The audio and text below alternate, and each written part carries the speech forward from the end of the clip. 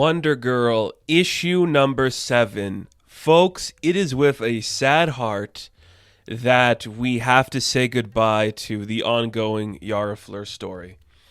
I don't know why. We could spend time speculating about what happened and why this book was canceled.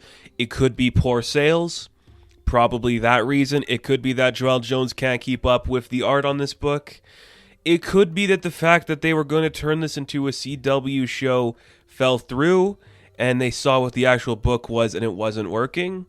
There's a lot of reasons that this book could have been canceled.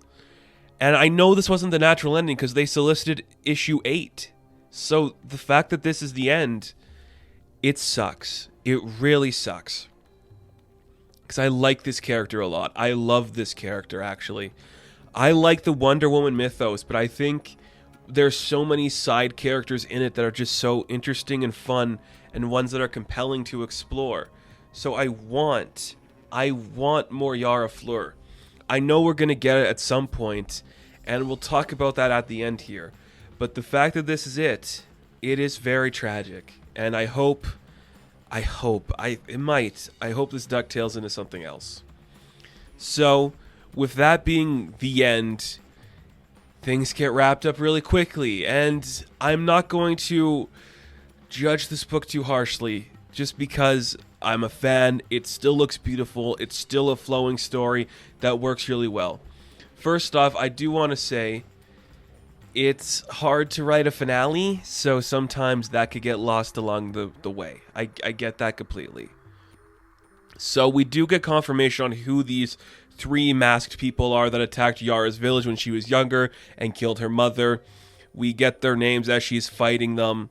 They kind of like injure her at first and knock her down, but turns out she's faking. We realize that they're Deimos and Hephaestus, and those are 2 of them.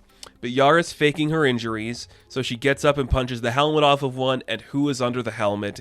It is none other than Eros.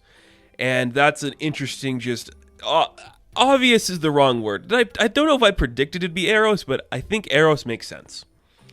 This all works fine for me. I do like this reveal. I like it a lot. These are pretty much like the sons of Ares doing the bidding of their father, which is kind of cool. In these first few pages, too, we also see that on the other side of the gate where Yara is fighting these men, the Amazons, the Ascadius, oh, no, that's not their name, the Escucidas, I'm sorry, I don't know how you'd pronounce that.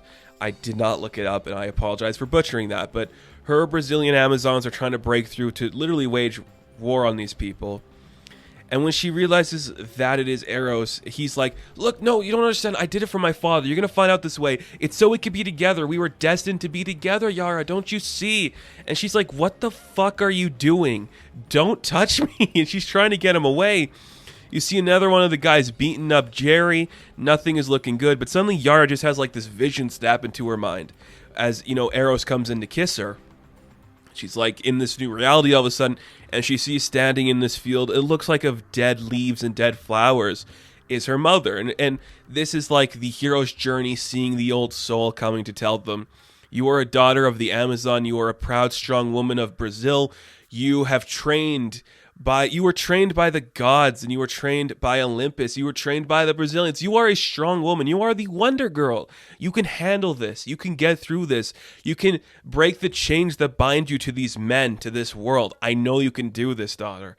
I believe in you, and I understand that you can fight through this.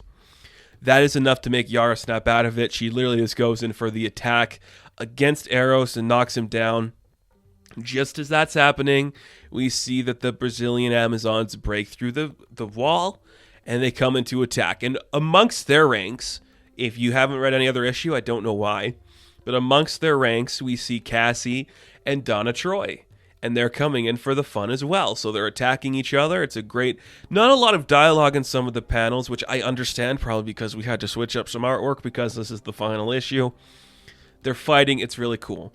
Donna and Yara get some fun moments, but we see that a lightning bolt strikes down in front of them, and watching from above is just Zeus, and he's like, Hera, you stupid lady, you've done enough damage, okay? It's time for a man to fix this problem. Does he? Not really, because the Amazons are kicking the ass of these dudes. But Cassie's like, okay, that's enough. I gotta solve this the only way I know how. So she's gonna go do something What is that? We'll get to it in a bit here. But as that's happening, we see that Yara continues the fight against Eros, and it's looking pretty cool. She uses her bolus and she calls down Menotius. That is some mythology creature. Cool, that's fun. Using your mythologies, girl, let's do it. But as she's doing that, we see that Cassie actually goes to talk to Zeus directly. She's like, Grandfather, Pop, I know this looks bad, but I was kind of in the same position of Yara when you found me and you helped me come to my terms. So I'm hoping you would do with her what you did with me and let her join Man's World and figure things out for herself. Please, it's from your favorite granddaughter. And as she's saying that, we just see that Eros is just destroyed. The dude emerges from the ground, just smashes him in a rock. It's cool. It's great. So that happens. Eros is like, I really think even if I didn't curse you, I would love you, Yara. She's like, shut up, you wouldn't. And with that, he releases her from the burden of being part of his life and gives her her free will back. When that's going on, Zeus is looking down, and all these goddess women are watching him, and he's like, well, I don't know if she's my favorite granddaughter, but she's definitely in the top 5, probably. So Zeus just calls off the attack, and Cassie saves the day. Just like, Grandpa, don't hurt these women. They're fun and pretty. Don't, Grandpa. And it worked. Then that Menotius guy just shows up and grabs Eros and drags him to hell. Yep, it's cool. I like it. And again, you do notice that there is very little dialogue in some of these scenes. I still think it's because we had to change the artwork last minute because it's the finale. It wraps up pretty fast. And again, it's building to Trial of the Amazons, so I'm not going to hold it against itself. Like, if this was the natural conclusion, it would feel like a natural conclusion. It has the right vibes for that. It does have that story going for it. It's fine. It's just weird because compared to the last couple issues, the pacing doesn't work as strong. And that's okay. It happens. I get it. So everything just works out in the end. I guess this is more like the calm before the storm, which in that sense, yeah, okay, that works for me. It's like, okay, these Brazilians, they came in to attack Olympus. They did their damage. They beat up some sons of Ares. It all worked fine. That's pretty cool. We see that Donna and Cassie are still with them, so they're part of this tribe right now. That's really cool. They're just going to walk away because they saved Yara. Okay. That's fine. It's honestly fine. I have nothing against that. And then it's just like, next time, to be continued in Trial of the Amazons, Wonder Girl #1. Okay. That's fine too. Is it fine? I don't know. I just want Yara to come back, and she's not gone. She's not gone yet, but it's gonna become another one of those things where the new thing is pushed. So let's look at it this way: Barbara Gordon is getting a movie.